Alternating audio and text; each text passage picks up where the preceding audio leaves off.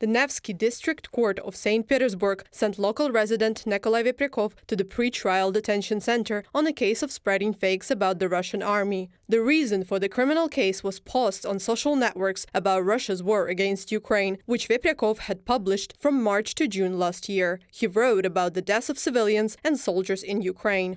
Veprikov admitted his authorship of these posts, but he denies his guilt in spreading the fakes. The man was detained on the morning of June 23rd after a search during which all his equipment was seized. He was charged the same day. Veprikov is in pre-trial detention facility number 1, Kristi, from the publication of Ovidinfo.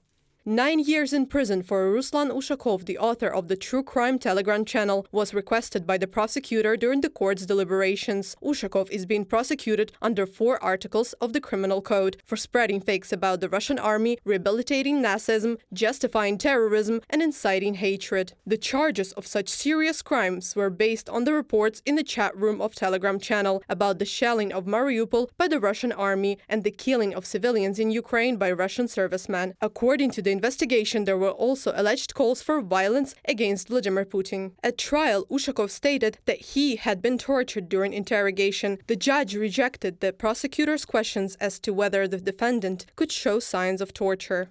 I was pressured physically and mentally. I was beaten and tortured with a stun gun, with the purpose of what I have to tell the investigator. Ruslan Ushakov accused from speech at the court hearing. 2 students from Yekaterinburg were arrested for 7 days over a photo of Azov regiment in a profile on a university social network. Maxim Karlikhanov and Semyon Bushmakin were found guilty of distributing extremist materials. According to the court order, they had committed the offense together.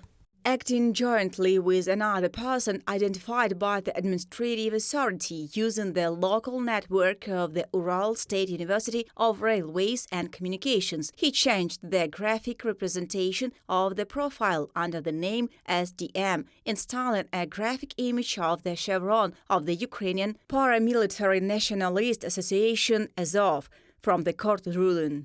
The criminal case of military fakes against Yan Kulikov, the owner of the bookshop in Soligalich, Kostroma region, was brought to a district court. Kulikov's publications on the social networks were also the reason for the prosecution. One of the posts referred to the Russian army shelling of the residential areas in Nikopol, other to Russian army strikes on civilian infrastructure and civilians in Mariupol, Odessa, Kramatorsk, Kharkiv, Vinnytsia, Kremenchuk, Chasiv Yar, and the other Ukrainian cities. Prior to the criminal prosecution, Kulikov had been subjected to administrative proceedings and fines on several occasions.